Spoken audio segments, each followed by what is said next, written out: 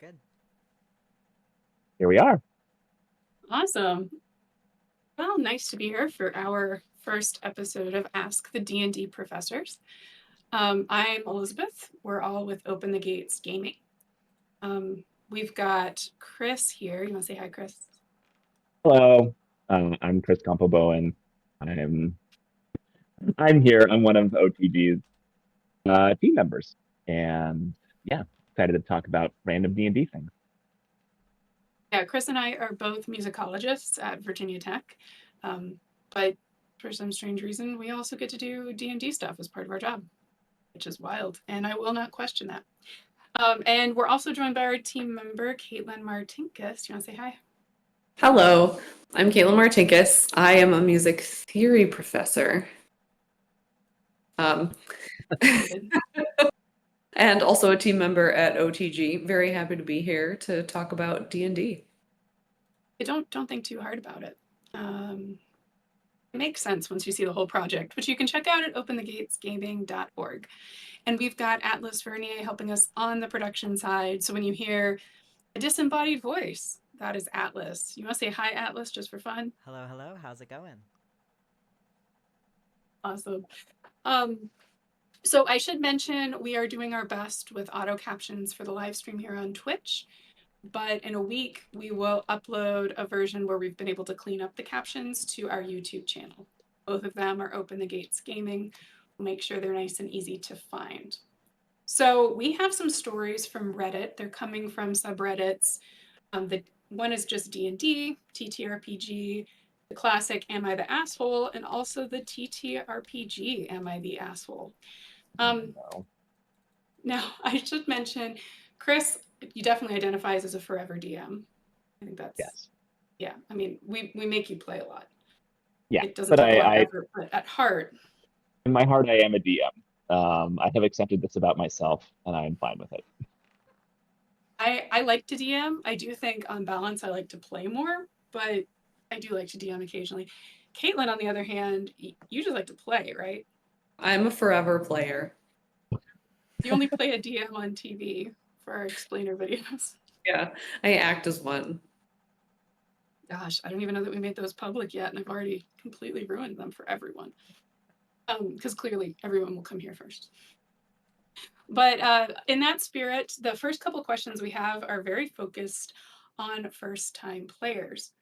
So this one is asked by, the username is Like Zoinks, my guy, which I respect tremendously. First time playing and was disappointed. I played the first session of my first campaign today, and I honestly thought it was pretty boring. I've seen some online D&D content like Dimension 20, so I'm sure my expectations were a little high. We played virtually, but we didn't turn on our cameras because I guess this group of players don't do that. So I was sitting alone. My biggest issue was that when we started, the DM asked, "What do you guys want to do?" And I had no idea. Should I talk to NPCs? About what? There are no plot threads I know to follow through on via dialogue because it's literally the very beginning and no plot has been mentioned yet. And I found talking to my fellow players a little difficult too, but I guess that's on me because I've never played and I'm not very good at this type of acting yet. The DM let me loose and I felt lost. And I don't think my DM was very prepared either. There were so many opportunities for laying the groundwork of the main story and making the world feel immersive. It wasn't until we started fighting 2 hours in that I got to do anything. So, ranting aside, what is the etiquette for bringing up issues, comments, or criticisms I have? If I'm still unhappy 2 or 3 sessions from now, can I leave? It's a pretty big time commitment if I'm not having any fun. I'd love any advice anyone has. Woof. Woof, indeed. I mean, I have so many thoughts, especially the first of just like manage your expectations. If you've spent a lot of time watching live play shows, it's just not even close to the real world experience. And I don't know if there's a single real world experience to tell you to expect. Just know that it's not the like edited down or voice actored, thing that you see on TV. That's where all professionals. That's a Yeah. really good point, because I think even when I first started watching actual play, I was like, oh my gosh, these guys are amazing. And they are. But then you notice in the credits that there are writers. Yeah. And I mean, they're not feeding people lines, but there are people that are helping, flesh out the world, and they're figuring out their arcs in some cases, some broad strokes before they film, and in other cases there are, minis already prepared, so you kind of do have to railroad to a certain point. It's I mean, it's not the same as reality TV, but it's not real in the sense of it's Yeah. not going to be what your home game is, and it's also not going to be what like their home game is. So that's a really good point. I think I I mean, cut you off, Chris. oh no, it's fine. I mean, there's a truism out there that if you haven't heard it, you're gonna hear it now, which is that no D&D is better than bad D&D. And so, if in 2 or 3 sessions in, it's not better, yeah, you definitely can just drop it and go find a different group. I think I have a lot of feelings about this in different ways. I think one thing that leapt out at me was like no one's cameras are on. Like D&D is a social game. Like you are telling a story together, or you're enjoying battling the monsters together or whatever, but you're together. And so, even if you're online, right, you're still sharing a virtual space, and that's a lot easier when you can see other people. Um, at least for me personally. I'm sure there's different ways that people get, there are different extents to which people like, want voice or want visual or whatever.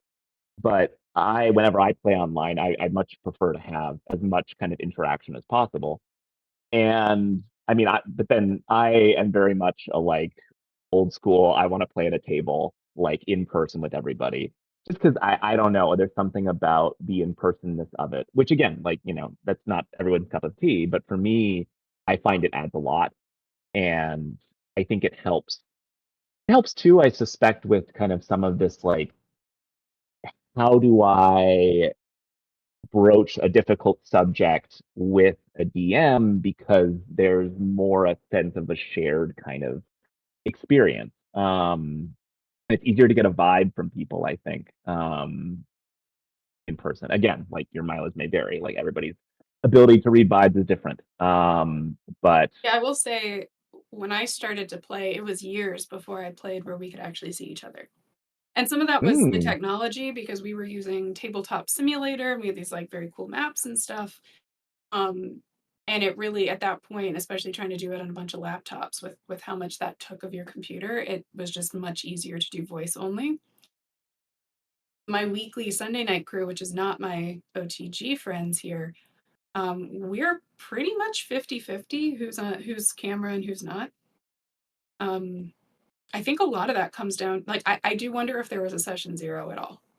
Like, I wonder if any expectations were set before going into this, because that's one thing where, like, I can play D&D without seeing people's faces. I'm autistic. I can't even like look at you two while I'm talking, even though I know you're not actually there. That's my level of aversion to eye contact. But at the same time, like, not everyone's that way, right? So it's not that you might not like yeah. D&D. It's like this particular group might not be great. And maybe there's no way to tell from this, right? It's like, this is my first session of my first Mm, campaign. So they might have had a session zero. But I do wonder if they set some expectations with technology or things like that. And I also wonder about, I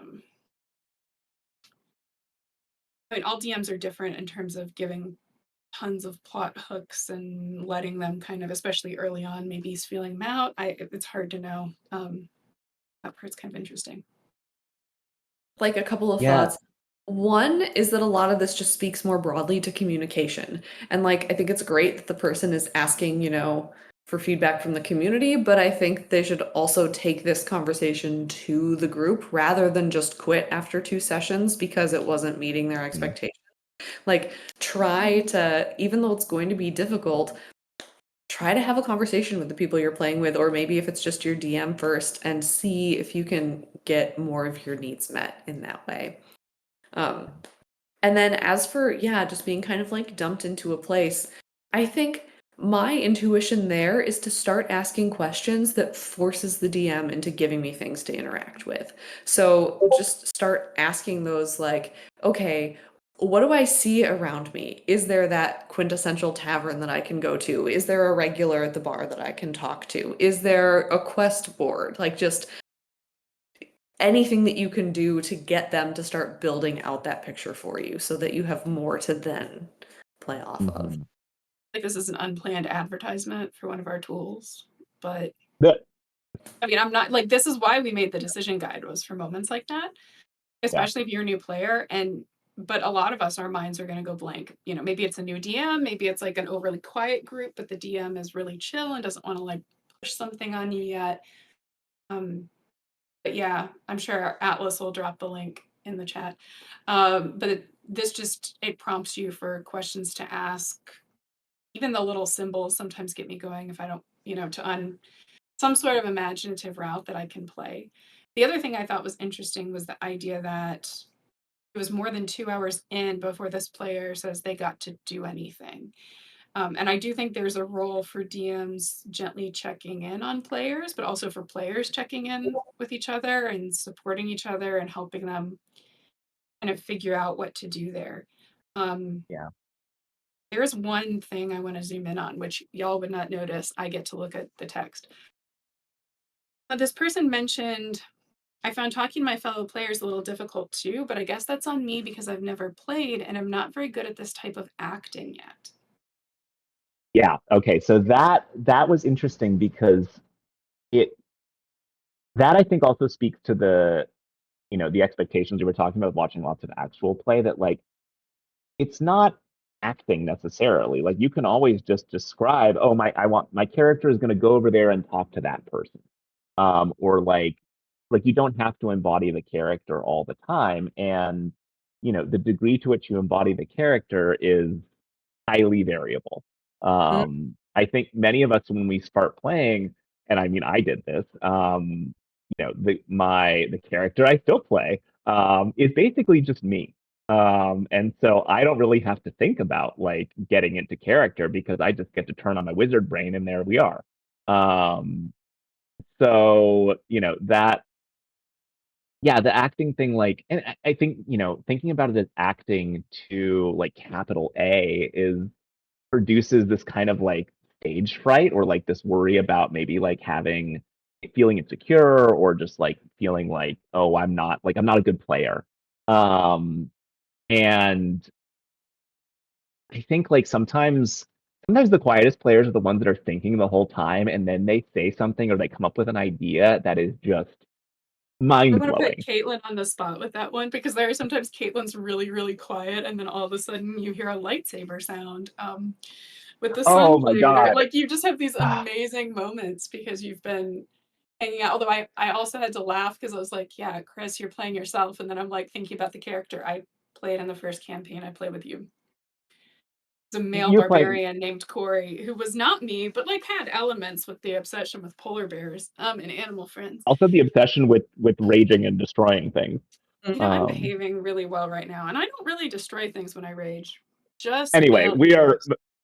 somewhat off topic. Okay, Something else I I was will going to add. say, well, to pull us kind of back into where you Yeah, yeah. were. So yeah, this idea that you do not have to act, especially not at the level of what you're seeing in an actual play show, because those are actors. I think that's an important, like these are people that have theater training, so when they're approaching the game, that's why Critical Role, with a lot of voice actors, and Dimension 20 initially having a lot of like stand up and improv people, why they're so different is because they're bringing their training with them. But you know, I don't really care who you are, you're bringing something to this table and something to this story. So leaning into what you have. I mean, I think it took me years before I was comfortable just acting as a character, because it's not just building up the confidence, it's also learning to trust the people around you. I remember playing Corey, the number of times I would say something and I'd stop and be like, that's not me. I just want to be really clear. That's my character. Because I didn't, we're building that trust in that space where it's a little easier to tell the difference. But anyway, sorry, you had your other thing. I don't know what it is now. That's fine. I talked over it. It happens. Caitlin, were you gonna say something? about this Well, one? I was just thinking about the like, again, kind of going back to my other thought on just like Mm, using the decision guide absolutely to like ask questions to just like get the DM to start telling you stuff. I think it's really yeah. easy to forget, especially when you start playing, that like you said, Chris, you're telling the story together. So like you as the players are also directing the things that will happen in the session. So don't feel like you Mhm. have to wait for the DM to necessarily point out very obviously what you should have to do. Not to say that it sounds like that's what happened in this scenario. It does seem a little, you know, Yeah. open world as it were. But Yeah. I think that like just approaching it more with that mentality of like, well, if it's not there, how can I engage to get those things there? Um, Yeah. Well, and that reminds me of one thing I was gonna say about, DM expectations. Like, and granted, we can't know from how this is framed, like, what the DM may or may not have said. Just judging from the text, it sounds like maybe there wasn't a lot, if anything. And that's on the DM to to be able to describe at least the initial sense of the world so that the players have something to latch onto. And but then DMing is hard and people may not, if they're a first time DM, they may not know how to do that. I certainly didn't.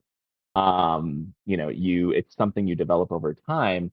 And actually speaking of DM things, the other thing that I thought about in the course of this, and to your point about, you're playing together, Caitlin, and also Elizabeth, you mentioned this. One thing a good DM will do, and I forget about this routinely, is to check in with all the players and be like, hey, what's your character doing right now? If let's say you've got 5 players at your table, 3 of them are, talking or otherwise engaged in whatever like the scene is or whatever. And there are 2 people that are quiet, when I'm on my game, I'll remember, oh, hey, you, player X, what's your character doing right now? But I think, something else that you can do as a player is you can do that too. You can be like, hey, Lorax the Barbarian, what are you doing in this tavern right now when my character is over here, flirting with the bard? That That's kind of that's thing. extra important if you're not on Mm, camera, if you're not in person. Like you have to yes. be. I mean, I do want to bring up the actual ask here. So, ranting aside, what is the etiquette for bringing up issues, comments, criticisms I have? So, if you're a new player and it doesn't feel like it's going well, how do you have that conversation? So, it does sound same, like this is someone that's willing to put in yeah. the work. I mean, I would say the same way you would have any reasonable conversation is approach it with like empathy and open-mindedness and be willing to, listen to explanations and don't just go in there. And it doesn't sound like the person is going to have this attitude at all, but just, don't come in being like, hey, this time sucked. What are you going to do to make it better? Like, but I feel like it's absolutely okay to talk about it. In fact, I encourage you to talk about it. Yeah. Well, I and do I'll think it also say would be a too. Oh, between session thing, though, right? Like, or would you bring it up at the table with everyone there? I think that's a between session thing. And Between I think sessions. like a way that you can do it is to, talk to the DM first before like involving the whole group. And you can phrase it as like, asking the DM questions about like what is the world? Like what was your thought behind this session? What were you thinking about in terms of the story? Because the minute you get a DM talking about their world, you're in. Like, nothing gets a DM more happy than having a player who is bought in to what the story that everybody's trying to tell. Or the whatever their, multi-year homebrew is. This is a self-call out post. The more questions they get asked about it, the happier they are. So yeah, I think, you don't have to necessarily start off as you said, Caitlin, right? With like this stuff, well, what are we going to do to fix it? You can be like, hey, this thing was cool in this session. But then there was this moment where I was wondering about this thing, and then just let it roll from there, right? Um, I think there's ways into that conversation that, maybe are a little roundabout at first, but eventually get you to where you need to be. And especially if this is something where you're communicating by text in between sessions, like on Discord or something, you can be a little direct and just say, hey, so I'm really excited to be playing. I feel like I'm having a hard time figuring out like what my character would be doing in a situation or knowing when I can interrupt and when I can jump in. Can you help me? Because most DMs, I could see a potential. I'm not saying this is what happened, but there is like one potential here, which is that the DM knew this was a new player and didn't want to put pressure on them to do a lot in the first session, right? Whereas the player was almost paralyzed with the anxiety of like, I don't know what to do. I don't, you know. So sometimes it's just that opening up that conversation, which I think kind of leads us into this next question. So this one is from Efficient Dare 1941. First timer having a hard time with D&D. Hi, I'm 18, and in classic Reddit fashion, this is a man, shares that. Me and my friends were going to play D&D for the first time, but due to them falling out of favor with the idea, they dropped it. I know I want to play D&D, but everyone who I know doesn't care for it. And here's the catch. I have social anxiety, so much so that meeting and introducing myself to new people might as well be an atom bomb. Me being bad with new people, not wanting to mess stuff up, not having a mode of transportation, and disliking when anything I make is seen by other people because they might think that it isn't good, like a D&D character, have all combined into me wanting to play this game and find out if I like it or not, but being too scared to actually try and find people because I don't think I will be good. Sorry if these things are just stuff I need to get over and just do. I just get nervous doing stuff like this. Any help or suggestions are greatly appreciated. Thank you. And then we have an itemized list of 4 problems. Problem number 1, I find it hard to make new friends or even talk to new people. Number 2, first time playing D&D. What if I embarrass myself taking too long to do something or not knowing how to do it? Number 3, what if my character or idea is seen as cringe, boring, or just bad? And number 4, what if I don't end up liking it? Then I am just stuck in a game I don't like, but leaving mid-campaign would be rude, right? Okay, so something comes to mind about teaching in regards to this question. Oh. And I have this conversation a lot with my students, which is that like the space between not knowing something and knowing something is uncomfortable and it feels bad. Like learning doesn't feel good because you're coming up against something that you don't know. So why would you be able to do it if you don't know how to do it, right? Like not knowing how to do it feels great because you don't know, and knowing how to do it feels great because you can do it. But that chasm is so deeply uncomfortable and can feel so very wide. And yet we have to experience those feelings to get from not knowing to knowing. And I'm not saying that, like, you know, put yourself in situations that feel like truly unsafe. But I think accepting that there's going to be some uncomfortable and that you might take a long time to figure something out. And hopefully you're playing with people who are compassionate enough to help you or give you the space to figure it out, you know? Like, yeah, your character might do something really cringe. So what? You know, like assuming that you're not acting out like hate crimes in your game and that's what makes it cringe. Like, you know, Session 0, everybody. Yeah. like, And from chat, teaching, mentoring, parenting, lots of crossover. It's yes. true. Yeah. So that's when I hear that, like that's really the place that I go, is to just like try to get that person to understand and embrace that, like, yes, there's going to be some discomfort, but like hopefully you can do this with some people where you've built some goodwill and can like take some reactions in good faith and like find that space to really blossom. And as per the previous discussion, if you try it and you don't like it, just tell the DM or the group and they'll figure it out. Yeah. I mean, everybody can be adults about it. And man, I just had a thought and then it I can fully hop in with escaped one my thing head. while you're thinking about your thought. Yes, please. I feel like this idea about being embarrassed because you don't know the rules of D&D or a character being bad or doing something bad. I hear this a lot, and this is the downside. I feel like we're like being incredibly mean to Dimension 20 and Critical Role and shows like that. And I'm not trying to do that at all. It's just this has been a common problem with new players, especially the past few years, like as actual play has been more popular. It's I'm like nothing against them, but I do wish that like more people would just acknowledge that like your home game isn't going to feel that smooth. You're not going to feel that cool. Your accent is just not going to be as good. I'm sorry. This like is the space like- where we exist. You can watch us make idiots. No, I'm just kidding. But like, no, for sure. but for this is the thing. Like, if you're watching Dimension 20 or Critical Role, okay, we're gonna leave Critical Role out of that for a second. If you're watching Dimension 20 and somebody's like, I'm not having fun anymore, and just like quits in the middle, it might seem like the campaign can't go on. The average home game, that happens all the time.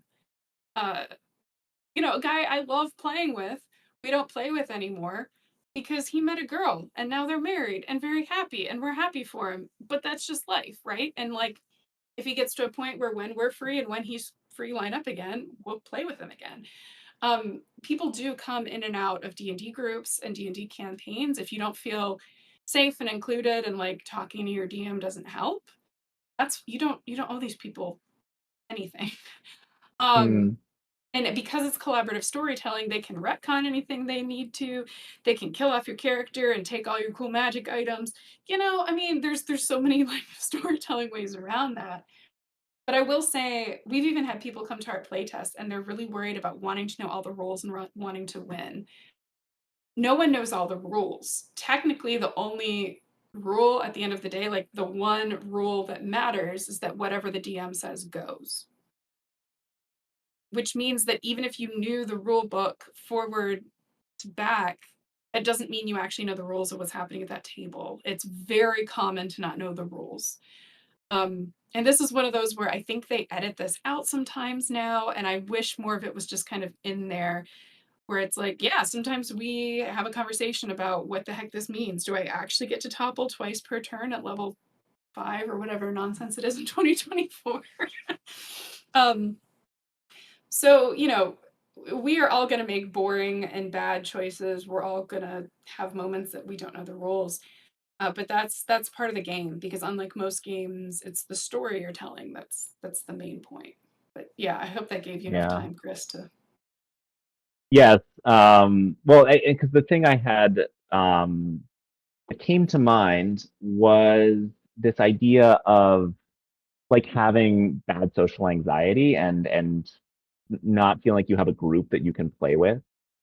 And this brings me back to the last question in a way, because there are, I think, ways to mitigate that social anxiety if what you're trying to do is just dip a toe in the water.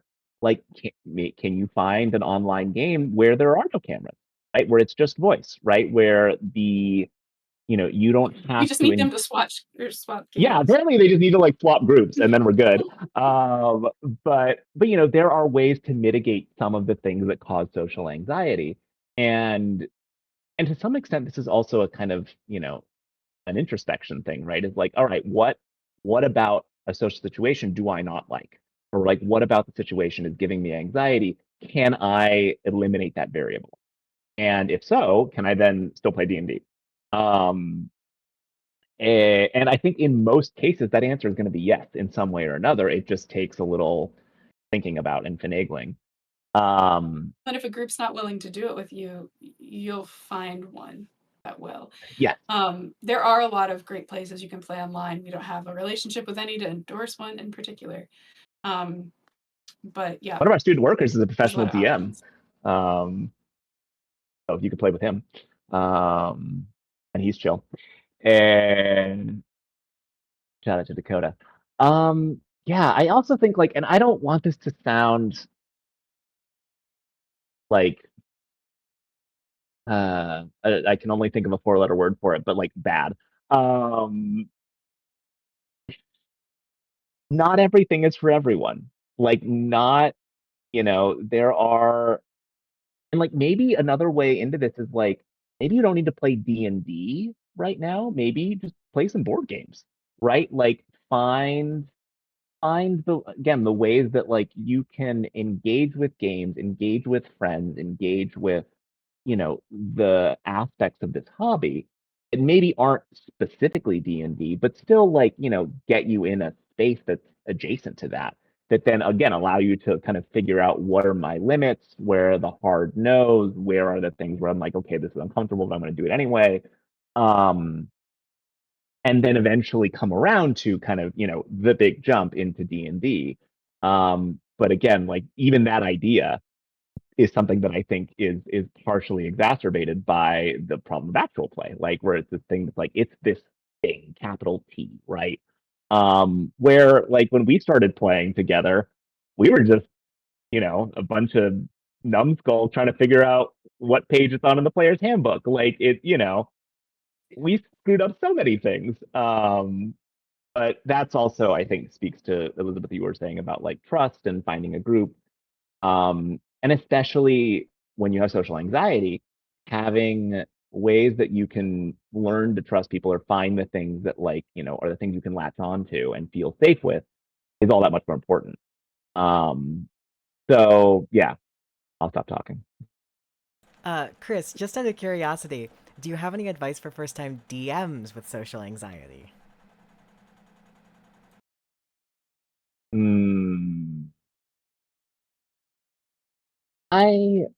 It's interesting. I feel like I'm actually pretty bad at meeting new people. Like I feel like I run out of things to say very quickly and just retreat inside myself a lot of the time when I'm confronted with new situations, like a lot of people. But one thing about DMing is that because you are embodying different characters, that's who you are now. You don't actually have to be, you know, who you are kind of above table, as it were, right? The like the persona of the DM. You're random NPC.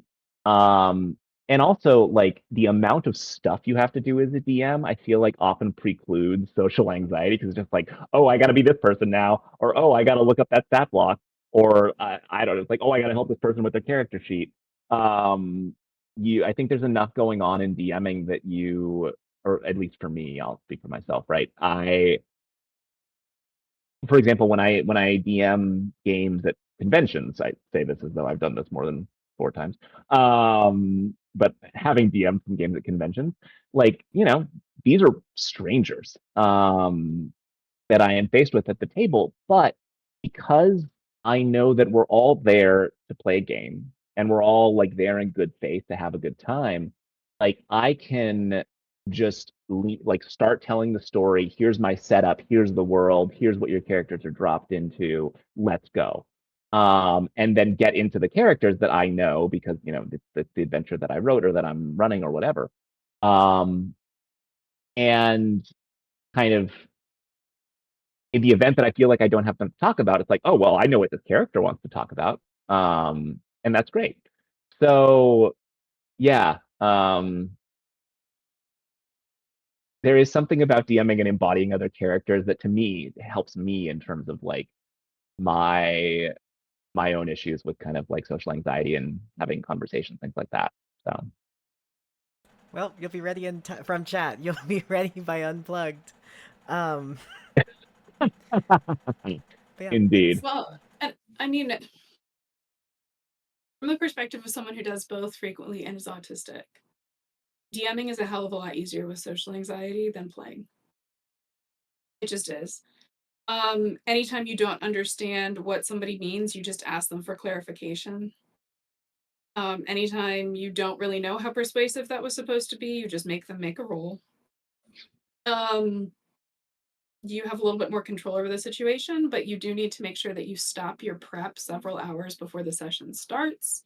Hang out by yourself, do stuff that's nice and calming, and try to get your baseline calmer and more relaxed, because otherwise you're going to bring more of that social anxiety into the session, and then people are going to be kind of amped up and weird. So I think being able to keep the temperature down, I would say on balance, I do think DMing is easier if you're socially anxious. Now, this assumes that you have a group to DM. It probably right now is easier to find a group to DM than a group to play in some places in the US because DM shortage is real. That said, it's hard to learn to DM without just doing it with a group.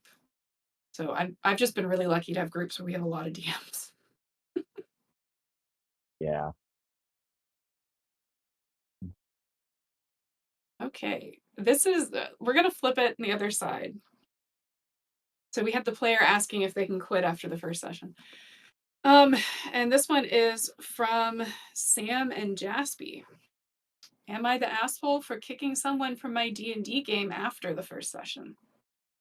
I'm a 32-year-old man, and I'm a forever DM who has been playing for nearly a decade now and love DMing complex and nuanced, world-heavy. Okay, I'm sorry, this is Reddit. The grammar's not there.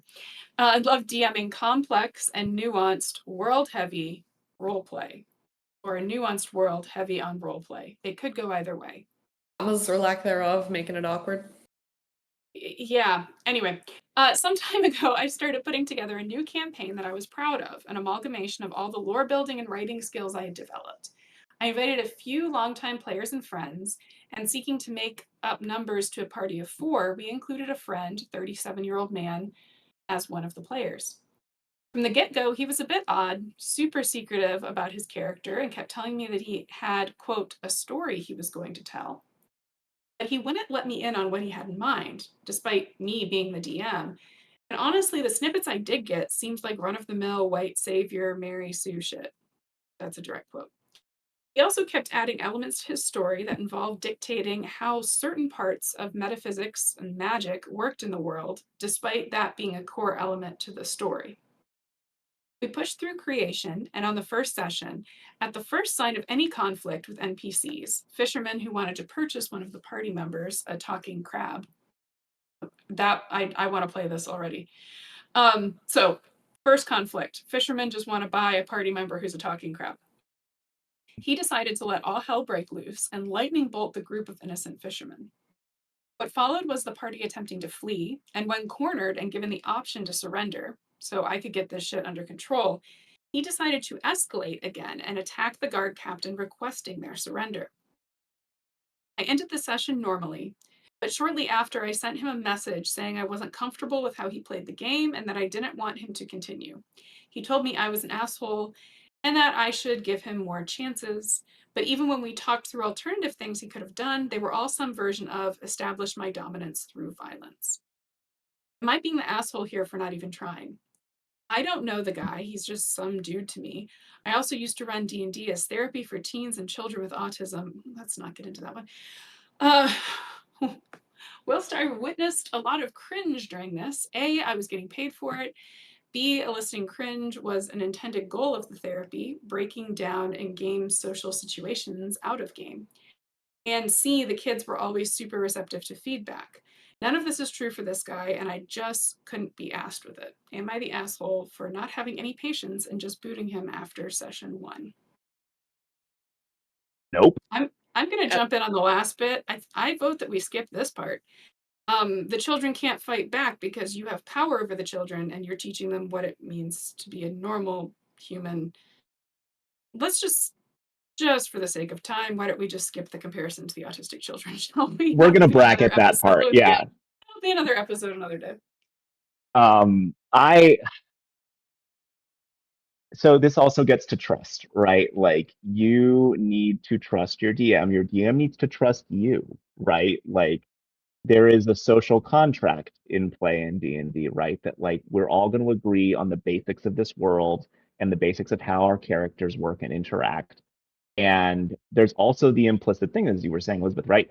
Ultimately, the only rule that matters in D&D is what the DM says goes. And yes, there is an interesting power thing there, but I think that rule in its best form is there so that everybody can enjoy the game together, so that there's not arbitrary differences that are preventing people from like feeling like they're contributing. But this guy, at least from the way the story is being told, again, media,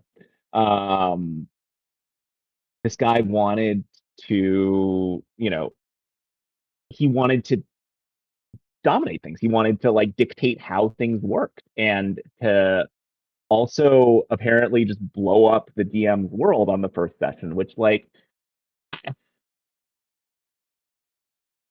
I have a very like visceral personal reaction to that in the sense of like I wouldn't want that. Like if someone's gonna just show up in my homebrew world that I've spent all this time putting together, whatever, and just lightning bolt the first group of people they come across, like I'm going to be a little pissed probably. Because again, there's a social contract, right? Where like you're assuming that, well, again, assuming a session 0, that maybe or maybe not did not happen here. I'm guessing not really, because they mentioned pushing through character creation, and that's where I Oh, feel yeah. like we do need more. Just people need more support understanding the other components to a One session thing 0 than just making a character.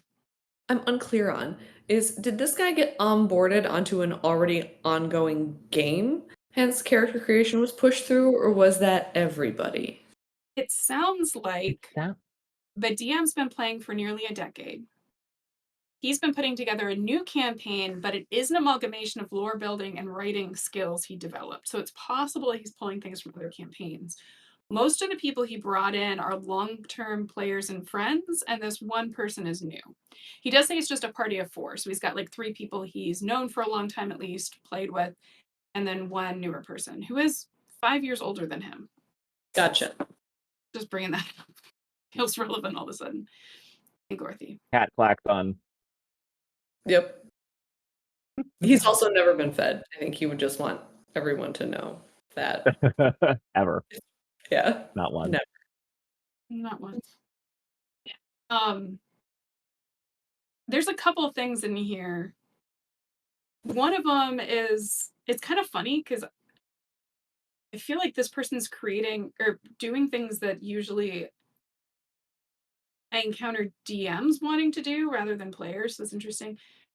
Like he has a whole story in mind for his character. And I think that by itself is where you start to go wrong. Like you can have a character and you can have a sense of who that character may have been, where the character may be going. But if the character is not going to be changed by meeting and journeying alongside the other characters and going on this adventure together, then you're not playing D&D. You're playing a video game at home by yourself. Mm-hmm.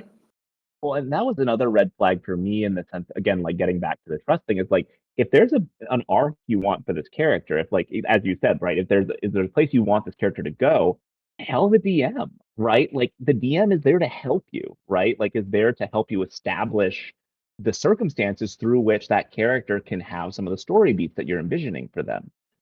Is it going to be exactly what you're thinking about as you create that character? Probably not, because shenanigans. But Have we you know, ever done this? Like, have you ever, as a DM, had a character withhold backstory info from you? Or have you, as a no, player, ever withheld backstory info from a DM?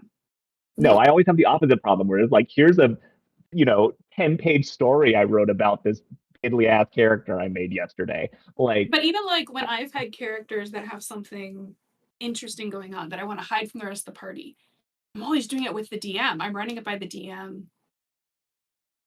Mm-hmm. it's true. You do that. I'm sorry. This just feels like real I mean, big. I'm running a Vecna campaign in like 3 months, and you have no idea what my Sunday night crew has sent me. Novels and multiple characters and custom weapons. So I come by it honestly. Anyway, sorry, Caitlin, go ahead. Just like I'm getting some real like main character energy syndrome from this, of like that person just has to be the center of it, has to be driving the action. And I feel bad. This is like a very a joke that's going to paint with a broad brush, but if we're talking about red flags, my first one was 37-year-old male. But anyway. Not all men, I guess. Yeah. I don't know. I'm 38, so maybe I've learned a thing or two. I don't know. You're over the hump. No, but Yeah. I just like, oh, it just doesn't sound pleasant. It doesn't seem like the other players were having a good time. And like read the room. Like you can't. Well, and I feel like if he had just said, "Hey, you're done," it's a little bit of an asshole, right? Because especially if you don't know this guy well, there is a form of being anxious where people come in and they've like way overthought it and they're not listening and they're not whatever. And especially if this is where you would love to know, was it just character creation or was it a real session 0 where we're all talking about what our boundaries are, and even just opening the practice of being able to talk about it in the future and setting some norms for how you talk about it. And I mean, I'll be the first one to say sometimes I skip that step, especially when I'm playing with people that I'm used to playing with. That doesn't mean we're all used to the same dynamic. Like if I'm usually the player, there may be things I want to do differently as a DM, or how I want to handle that might be different, right?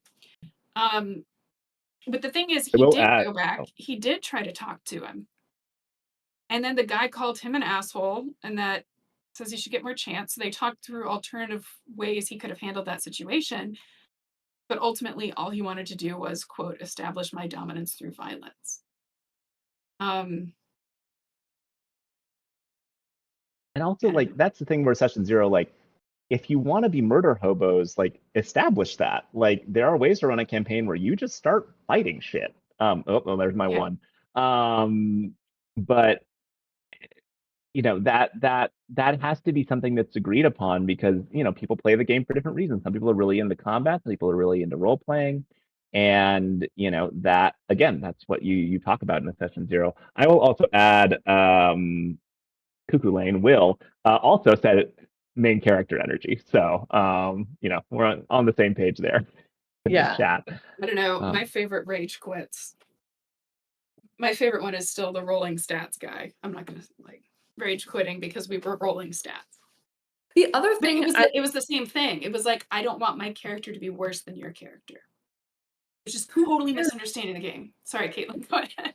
Oh, so just the other place that I think about is like, in terms of, yes, like we're all telling a story and whatever, but the thing that's come up a few times is, you know, on the one hand, the rule that matters is what the DM says, and that it creates like a weird dynamic. But I think this is an interesting place to like acknowledge that sometimes like that dynamic can be helpful, and sometimes as a DM, like if your other players are uncomfortable, it does suck, but like it might be your job to have that rough conversation with the person. And so like, not necessarily the asshole, but just kind of part of the gig to like step up and represent people, because I don't know, it's a tightrope, right? Like on the one hand, I want us to like be able to talk to each other like adults, but on the other hand, not every group of people is going to be able to do that, and sometimes it does fall onto the shoulders of the DM who's running the game to step in and like have that ultimate uncomfortable conversation,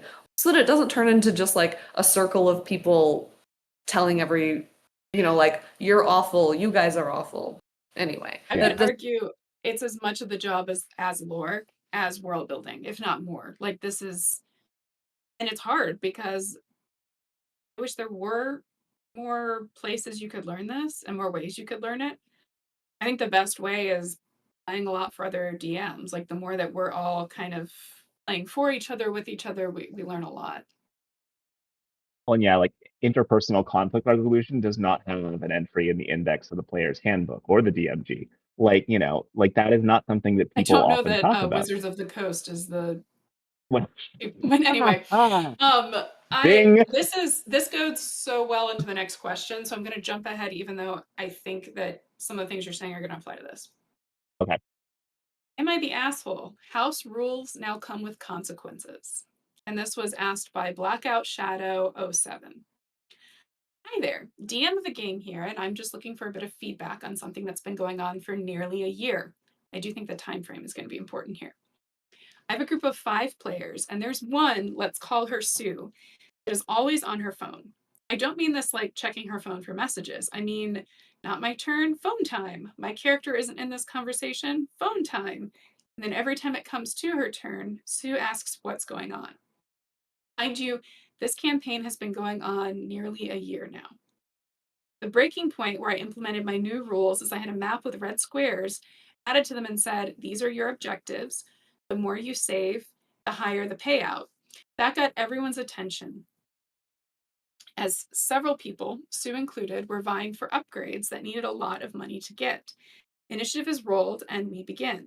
Note, most of us have our webcams on as we are doing this. Sue asked that so she would feel more immersed. So, cameras on, everything. Okay. I look at Sue, who is on deck, only to find her on her phone again. I call on Sue for her turn. Phone goes down and she asks, What are the red squares? I explain and combat progresses. Turn 6. Combat has been going well. Sue is on deck on her phone. Her turn arrives. What are the red squares? She asks. I can't answer, so I briefly leave the call to compose myself before rejoining. Sue leaves the call 5 minutes later, doesn't say anything, doesn't message me or anything. Combat wraps up, money is awarded, and I ponder my dilemma. Posting a new channel on Discord, Reddit typos. Posting a new channel on Discord, I post 5 rules and their adjacent consequences and ask all members to comment stating that they've read it and agree. Cue Sue's message to me. She starts freaking out that I'm targeting her and that it's hard to focus because of her ADHD. Side note, I too have ADHD and understand, but this has gone on long enough. To make matters worse, or better, according to my other players, Sue refuses to play with us until I issue a formal apology to her for targeting her with the rules. The rule in question was, if you are on your phone on your turn and ask what is going on, your turn is skipped. You should be paying attention, especially in combat. Sue took this as a personal attack, as I have to call her out on it a lot, but the rest of the crew is guilty as well. It's been 3 sessions since Sue has left the party, and each day demands I apologize to her for hurting her feelings. I replied with, I will not apologize. You will apologize to me for always being on your phone. That is very disrespectful to me as a DM. Sue did not take that well, and we haven't spoken since. Am I the asshole? I have lived this exact situation, and you two lived it with me. Who I'm talking about. Oh my god. There's no risk of him finding this. Sorry, Yes. go ahead. That's fine. But yeah. I think that one was worse actually than this. Well, That right, one- because he was cheering about the football game. He was watching on his tablet during combat. So there are a couple boundaries I think we should look at real quick. Wild. The first is Sue is saying she's having trouble paying attention because of her ADHD, and the DM saying I have ADHD and I understand. No. Two people's experience of any flavor of neurodivergence are not going to be the same, but also DMing and playing are very different on the how easy is it to pay attention front. Yes. So I do want to go ahead and put that there. But yeah. The other question I have, which I wish I could ask and I can't. I look at Sue, who is on deck, only to find her on her phone again. I call on Sue for her turn. We have a habit, no matter who's DMing, of, hey, it's this person's turn, this person's on deck. So you get a warning if your attention has whatever, you get a warning before your turn. I don't think that's happening here. On the other hand, there's a certain point where, anyway, not excusing any of this, but I wanted to point those 2 things out because those are the only 2 things that had me wondering, if a resolution was possible versus this is just not going to work because they're not compatible at the same table. Because that's a whole other thing, right? Is you can be a great DM, you can be a great player, but you should not be playing together. Or at least not in that configuration. And I'm sorry, people like me who DM occasionally, we are the worst. Because we have our own ideas of what the game is like that we can take to another DM's table and just make it really annoying. I'm really sorry, Will. You know what I'm talking about. Actually, you don't. I'm sorry for all of the times, Will. But yeah, I don't know. So that was the only thing that gave me hope that there were places to work on this, but I don't know. This one's rough. Yo, just going back to the experience of the person who was like this but amplified, it was just really frustrating.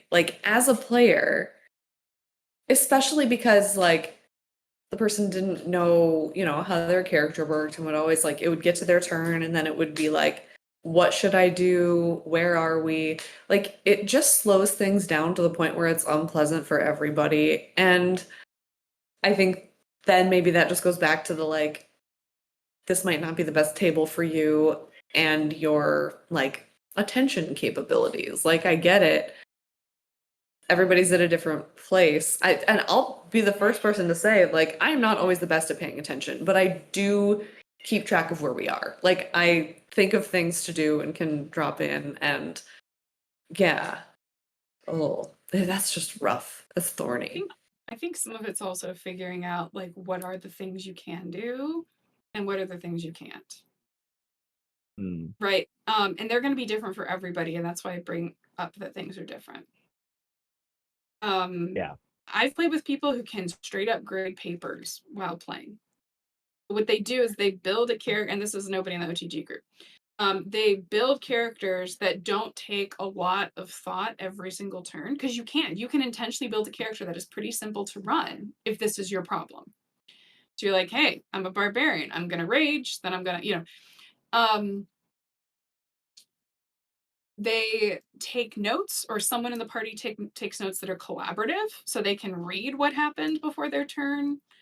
Like, I think the classic answer is like, if you can't pay attention, you can't play D&D. And I don't think that's right, especially given how many people with ADHD, autism, similar things gravitate towards this hobby. I think you have to find the thing that works for you, right? Do you need to try a new stim toy? Is sitting there with a stim toy enough that you can pay attention? Or, some people who have trouble paying attention become the best note takers because that's the way they pay attention. Or, yeah. I mean, what do we think though about the solution for this? So I may be too close to this to really evaluate it objectively, but I do think that, yeah, maybe like putting a message that here are the new rules in the Discord and being you all need to agree to this. Maybe that was a little aggro. Maybe the way to do it should have been, hey, in this last, the DM talking directly to this person, being like, hey, in this last session, seems like you were on your phone a lot. It was really distracting for me, and maybe find out if it's distracting for the players. Like figure out or try to express here are the stakes, right? Like this is slowing down our game, it's slowing down combat, it's causing issues for me as the DM, blah blah, right? Lay that out as here are the reasons why we're having this conversation. Now let's have it, right? And basically make the ask, be like, look, maybe it's like you don't even have to say like no phones. You can say like, what are you doing on your phone? Like, what is this something that you need? Like, is this something that's helpful because of the ADHD or whatever? And if so, then okay, let's talk about it. What are some ways that this can that you can think about? Yeah, like what you were saying, Elizabeth. Like, are there other ways to manage this, like a stim toy or I don't know, whatever else that are going to help you do this, that are going to be able to make things smoother? Just being like, here's a rule, sign it, is maybe, yeah, not the most sensitive thing to do. But I I've also never also, seen rules with like the punishment is you don't get your turn. yeah, From Will in chat, if nothing else, TTRPGs can force us to learn conflict resolution skills. I feel like that's the theme of tonight. Like when we retitle this for YouTube, it should be like conflict resolution skills 101. Yeah. Just putting a player on blast is never going to solve the problem in the way that you hope that it's going to be solved. And I think that DM needs to genuinely like sit back and say, like, if it is honestly too much to be at the same table, have that conversation with the person. Like, it's not an easy conversation and it's not nice, but maybe just do that as opposed to making up rules to try, because what I see this is basically making up rules to try to get them to quit.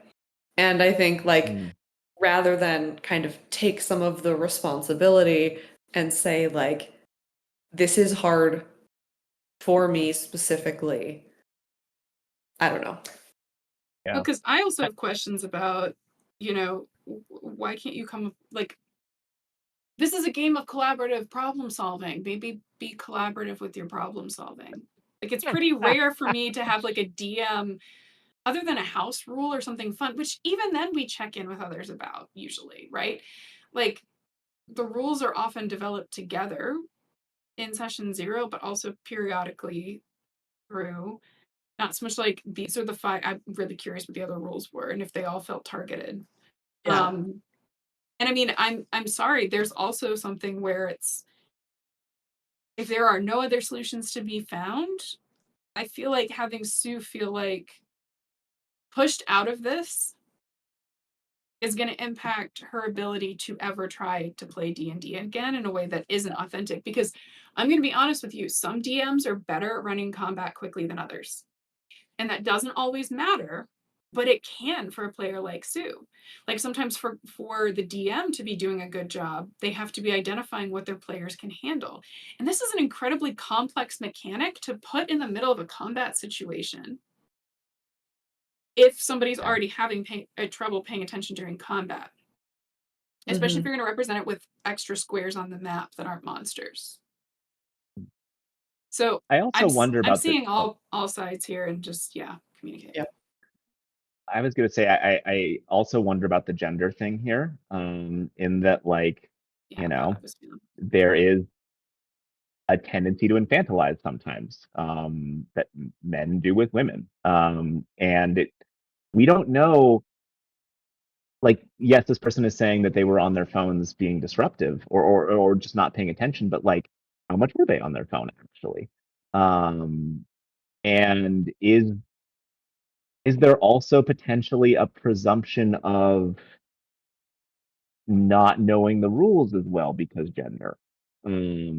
Also a thing that happens, right? So like, I don't know, but I will say in, the case study to which I alluded earlier, where this happened, A of all, it was a man who was older than me. And B, I did have that conversation and it wasn't great. I was like, this upset me and like it was really disruptive. And he apologized. But he didn't play with us after that. Well, and I wonder And there were other too, reasons that fell apart, but yeah. I mean, because they do mention like taking breaks, which is one good thing to do on Discord, although how you do it matters, right? Are you Yes. just leaving for a minute or are you saying, hey, I need to take a break? There is a big difference in how you frame that. I will say there is nothing in this that explicitly says that the DM is a man. Yes, I Unlike did our other think that. ones. Yeah. Really highlights Sue's gender, which a lot of times when people talk about like in the Am I the Asshole stories, either they're explicit about gender or they're not. There's very little where it's like where the gender kind of creeps in. It really does. I mean, it is very masculine coded how it's written. Like that's where my brain went first, which is why I went through to like double check. I think that is very disrespectful to me as a DM is also interesting because although that might be true, I don't know that it is. And I also feel like in the incident that you're bringing up, it was more of just something we giggled about. I remember being shocked at what the character was capable of doing one time when I covered for it. But that's fine. It was really only once that person was like actually being disruptive in a session that it came up. Like it wasn't just I don't know what I'm doing or whatever. It was literally just one time when it was actively disruptive. And it wasn't disrespectful to you as the DM. It was like disrespectful for all of us, right? Like it was, which So the idea about disrespectful as a DM is interesting because I have like there are situations where you see direct disrespect to a DM. I don't know that this is one of them. Like I feel like this is more if it's a problem, it's usually that it's like a problem for the table, not like I don't respect you. I don't know. That Well, I language think was interesting to me. when it rises to the level of like a capital A, capital P, a problem, then usually it's as you said, right, evident to the table as a whole, or that like the behavior is causing issues for everybody. If it's just you as the DM that have a problem with this, then that's a conversation you have with that player specifically, right? And in private or like, in a not on blast in Discord setting, right? Exactly. Yeah. So I could again, I feel like I'm too close to some of this to really be fully objective, but definitely there's a lot going on here that I think, it's complex. I mean, yes and no, because like I'm just gonna own it. I've played on my phone while I'm at your table, but I'm not No, but doing it in a way that's like disruptive. no. When like I think the other And I, thing that's going on. Go ahead. yeah, no, go ahead. The other thing that's going on here is the playing on phone, but then also not knowing what's happening. Whereas, like, I've seen you two be on your computer playing on your phone or whatever, and that's fine because when it comes around to like, here we are, you're in it again, right? It's not like it's causing a problem that's holding up the flow of the game or somehow like, causing an issue. Whereas here, the way it's being framed is that this person's on their phone, and then when it comes time for them to be a part of the game, they suddenly are not in it, and they need, more. They need like to be placed back in it. Um, It's which, also interesting yeah. because like if they're playing on Discord, because it sounds like they are camera on, like that's Mhm. also what we use the chat for. Like a lot of time, I mean, goodness, Sunday night, my back was causing so many problems. My left leg kept going numb. I had to keep like getting up, walking around, whatever. I could just come back.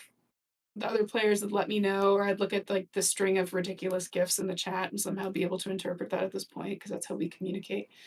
Um, like there are all these built-in tools on Discord, right? Like that you could be using between players to support this too, depending on what their rules are about like using the Discord chat.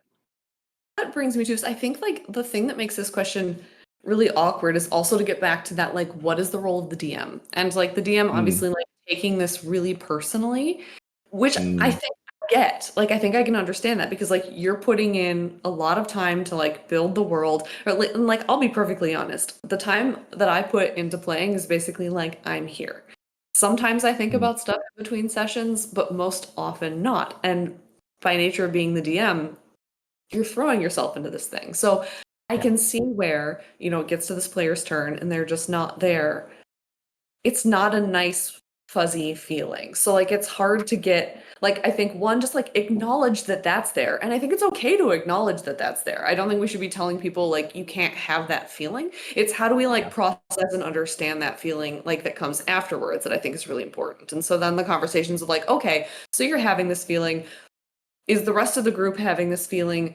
Should we work on putting those things in place in the chat so that it's being bolstered? Like, can we do this, as a village so that it's not just like on the DM? Um, yeah, I feel like I'm getting very rambly, but you see where my head is with Yeah, this. No, that absolutely. makes a lot of And sense. like to the example that I keep thinking of, like, uh, I did have that very visceral reaction when this happened because it was like I put a lot of time into prepping this. Like I was very new DM at that point.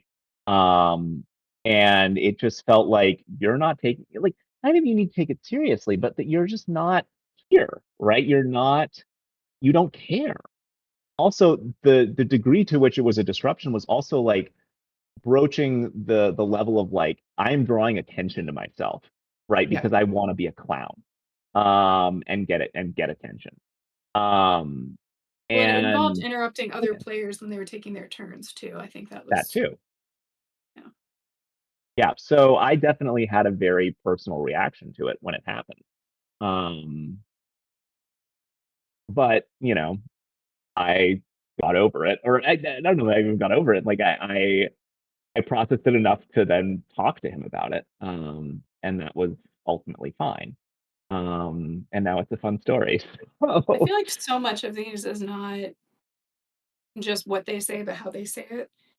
So this mm, So, quote, I will we not will not apologize. apologize. You will apologize to me.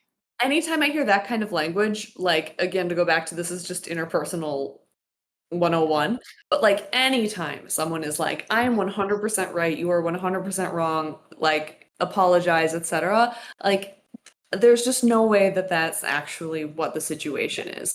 And shut it even down. if for some reason you feel like that is the situation, find some olive branch you can offer. Like there dig deep, and find something to open up that doorway to conversation. Yeah, Cuz because like I mean, Yeah. jumping to like, I posted rules and their adjacent consequences and ask all members to comment stating they've read it and agree. That's a homework assignment for like first year students. That's like, do you remember how to follow directions? The Yeah, syllabus also like quiz. the Like, DM is not the teacher, right? There's something going on here about the actual power dynamic. yes. Yes. That's making me deeply uncomfortable. Mm. And I feel like it's always fascinating when you find these where I'm like, oh my gosh, this is such a relatable problem because so many of us, you know, have been in a similar situation. But then the way that it just kind of like spirals. Mm.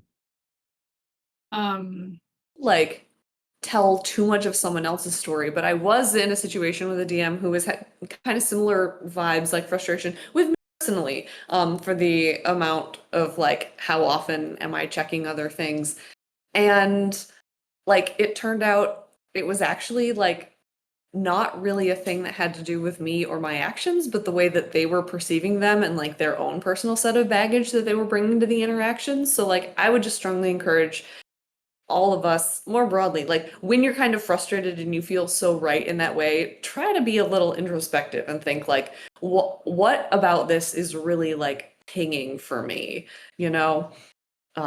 Should subtitle this episode "Conflict Resolution and Emotional Intelligence." There you go. Serious. Take a note, Atlas. Y'all are doing my job for me. I've got the reminder set. Okay, good.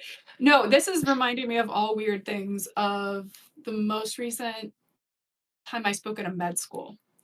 Because I was talking, they wanted to talk about like the experience of neurodivergent patients like with the med school, and I was invited by the med school people and all that, which was great. And at one point I was talking about how ridiculous policies around patients being a few minutes late and losing slots can actually have a direct impact on the care of neurodivergent patients. Because we can document that it's like in the criteria for people with ADHD and autism, like less for autism, but there's the overlap. But like time blindness is right there in a lot of evaluations of ADHD. And I think the most interesting thing was when one of the med school faculty raised their hands and they're like, wait a second, does that mean we are actively discriminating against our doctors, like our medical students, when we know that they have ADHD and we are assessing them down on this? They have to basically prove like professional behavior apart from ability to practice medicine and knowledge of medicine. They're like, does that mean we're potentially discriminating against students on this thing because we're viewing this as neutral when it's not neutral? And I'm like, yes. And so I think there's a lot here. You know, when I read this story back where we have somebody saying, well, I have ADHD, so they don't have an excuse. Number one, the fact that this person's name is Sue and they're using she, her pronouns, if that's accurate, that is important because women with neurodivergence are supposed to not actually have any problems with it, right? Like they're supposed to be able to overcome it, be reliable anyway. And when they're not, this jump to like, this is disrespect seems wild to me. Like, Mm. you know, having this part of your neurology and assuming that it makes you unprofessional, assuming that it makes you disrespectful is very weird because you're centering that person's experience. Like you're centering yourself in that person's experience and you're only caring how their differences impact you, and you're like assigning bad intent and assigning Mm. incompetence. Most people play D&D in the evening. Most people who take medication for things like ADHD, it will wear off in the evening. Like that by itself is a really important piece of this. So I think, yeah, absolutely to what Caitlin's saying, where it's, you know, I tend to think it sounds funny, but presuming competence and presuming best intent, which is stuff that comes out of the self-advocacy movement and people with intellectual and developmental disabilities, like giving people grace and assuming maybe you don't in the moment and that's okay. That's why you take a break and you come back and you apologize for your part in it and you genuinely try to listen. But like if you assume until proven otherwise that the people around you are doing the best that they can with the resources they have, that's another conversation. I think this is speaking to what is the DM's role, which for me is far more on the co-creator of a story route and less on like an authority figure who unilaterally sets a bunch of rules and Mm. consequences. But Yeah. Unless the player is so shitty, and then they actually kind of need to, all the lines are blurry. Well, and that's what's interesting is that other example we had, it sounded like it was definitely impacting other players. And I do think there is a point where a DM does need to check in with other players because maybe, we're really annoyed by this, but the players are game for it. I don't know. I'm thinking about another experience I had at PAX East, where I had a particular player at my table, Atlas knows, and it was a one shot, so it was fine. But this was definitely a moment where, like, had this been a campaign and had this player been like at least auditioning for the role of a regular, so to speak, it's not actually an audition. I would have checked in with other players and be like, hey, how did you feel about that session? What are you in general, right? Like, and there's ways to broach this that are not like, I'm going to call this person out right now, but there are ways, you do have to do that, because this person was, they were disruptive for me. I'll say that much, or at least they were quiet. Well, anyway. Well, and again, it is so different. You're right. Whether it's a one shot and whether it's the campaign, ongoing home game, something like that. Yeah. But having the open dialogue and figuring out whether people are a good fit, because sometimes it's not that there isn't a game for someone who plays that way. Yeah. It's that the two of you are not gonna be able to find the middle ground. Absolutely. Yeah, and I'm sure, like, I'm sure that I am not the DM for this person. I am also pretty sure that this person can find a table at which they will have a good time. I was gonna say, this person, it might annoy me, but I would end up, no, they probably should. Yeah, I don't know. I feel like I tend to be able to DM people whose brains are more like mine, and find something that'll work. Although, like, it might annoy me, but I don't know. I don't get as annoyed by combat being slow as other people. But we've talked about this before. Combat is less important to me in the grand scheme of things. So not necessarily like on the DM spectrum. I tend to be on the like combat is less important to me as a person. But that could also be one of the underlying things, right? Is they may be going, combat's the most exciting thing. I can't believe they can't even pay attention now. Right? There's a lot of different personalities there.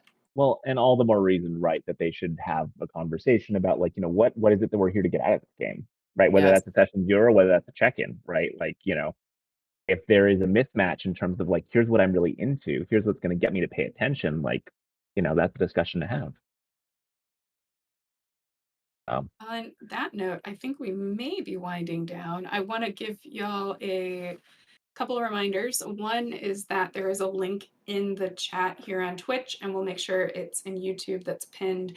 If you have stories you want to submit, whether they're yours, a friend, something you found on the internet, or you have any questions that you want to ask us, we've got a Google form for that. It is anonymous, but we do ask you to kind of select, is this you, someone else, something you found? You can even drop the link if you found it on Reddit. We just want to make sure we credit people where credit is due. Again, this episode will go up on YouTube with nice cleaned up captions a week from today. And a week from today, we'll have our second episode, which is going to have 2 DMs. So it's going to be DM conundrum heavy, I'm pretty sure. We will have Chris, but also Scott Hannenberg chatting with us. So thank you all so much. Thanks again, Atlas, for running the stream and monitoring the chat. Yes, thank you, and for those Atlas. of you that dropped by, especially since we didn't even advertise this one. We appreciate y'all. Thanks for coming. Yeah. And we'll see you next week. Bye, folks. Bye.